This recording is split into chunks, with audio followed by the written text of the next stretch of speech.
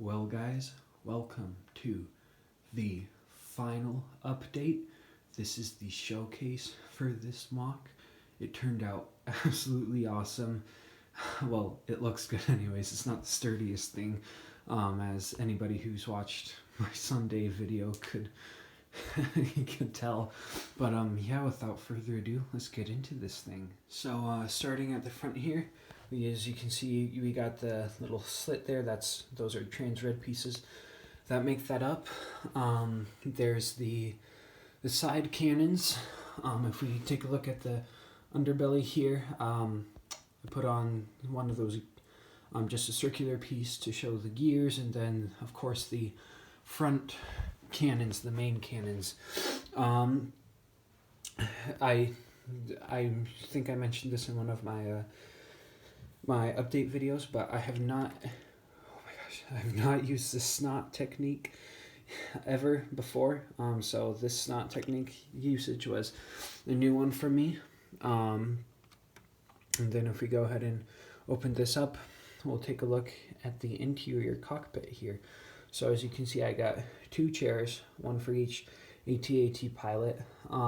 There's the control panels there. I think that turned out pretty nice looking. And then you can put the commander there, or whoever you want, I guess. And then yeah, that just closes up real easily like that. I guess that I should probably slide it forward a bit, and now the head is closed up again. Moving along here, we'll take a look at the legs real quick. So I just used those pieces, and then following it all the way down, as you can see, just a real nice, what's it called, tiled off design on the legs. I did not tile off that portion or that portion of the legs, because I actually kind of liked it like that. It makes it, it doesn't look completely tiled off, and so it still looks a little bit mechanical, which I think suits it nicely. If you go ahead and look in here, that's, as you can see, the legs can bend there. And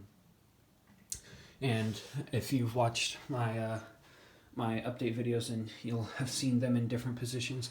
But one difference between these legs and the legs back there is that those I had to add on a second set of these joints, because the front legs are supporting more weight than the back legs. So that is just something that happened there.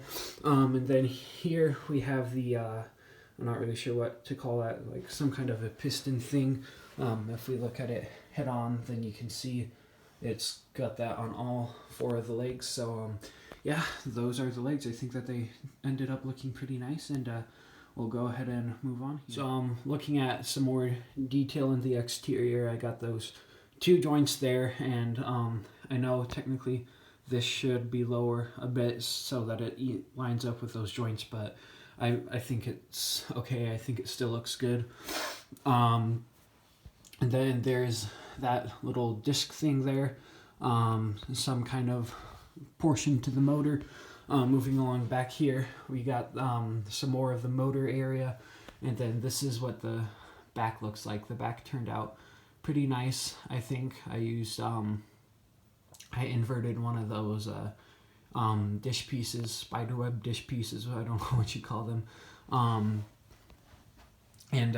Yeah, I put on some of these at an angle, just for some extra detail of that.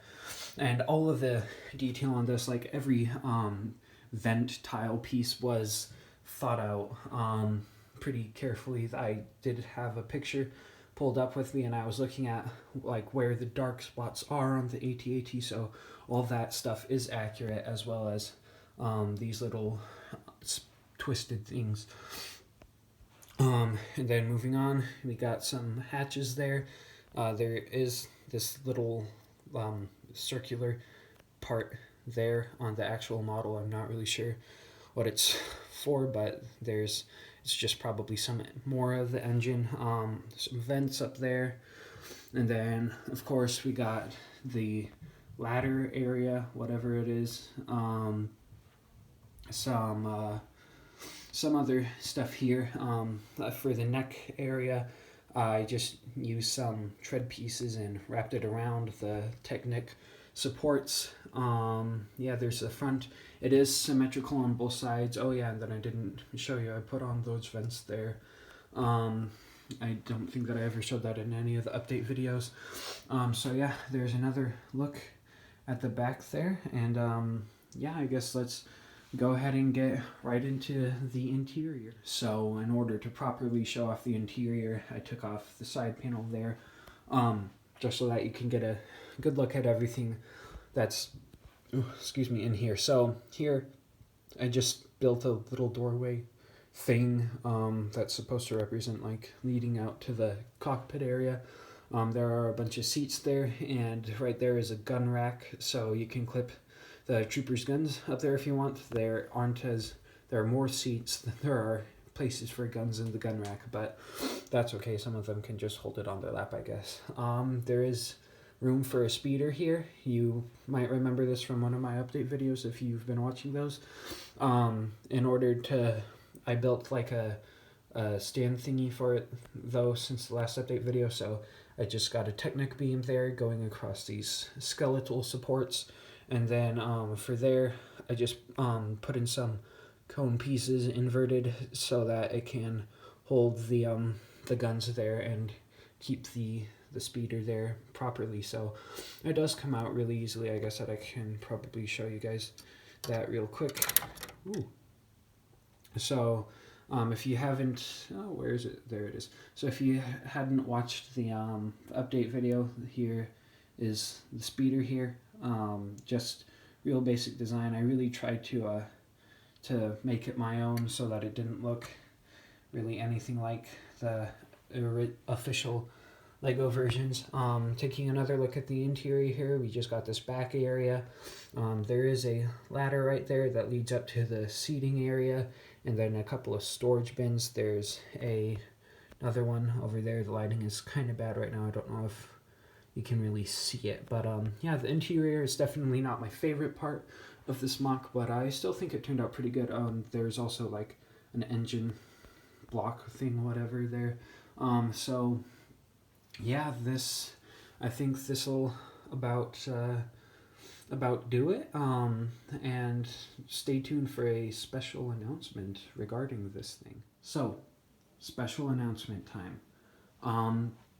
So if you remember, on Sunday, I actually uploaded a video that I showed the wreckage of this thing from when I accidentally dropped it. It wasn't really wasn't so much a drop as it was I was trying to move it, and it just, the wobbliness of the legs made it fall over. And between the time that I uploaded that video, the time that I fixed it all the way, and then the time that I'm filming this now, I dropped it again, which is not a good thing. So I figured it's not that stable of a build.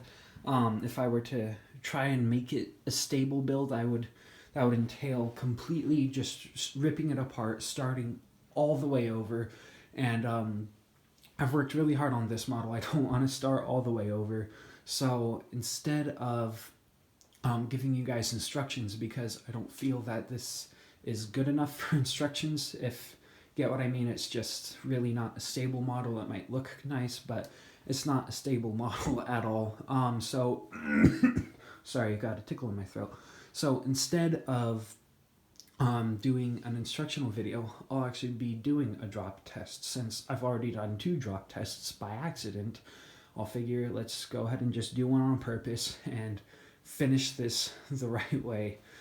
So no instructional video on this. I'm sorry, but this isn't a good AT-AT anyways. Like, it looks nice, but stability wise, it's not very good at all. So I can really understand why Lego has not made a UCS AT-AT yet, but there should be one coming out later this year.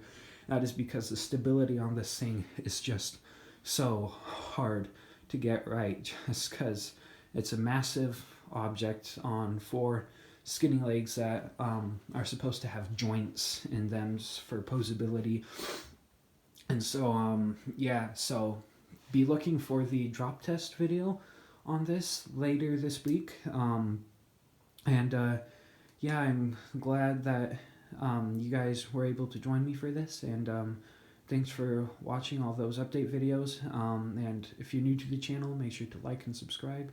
And thanks for watching. Goodbye.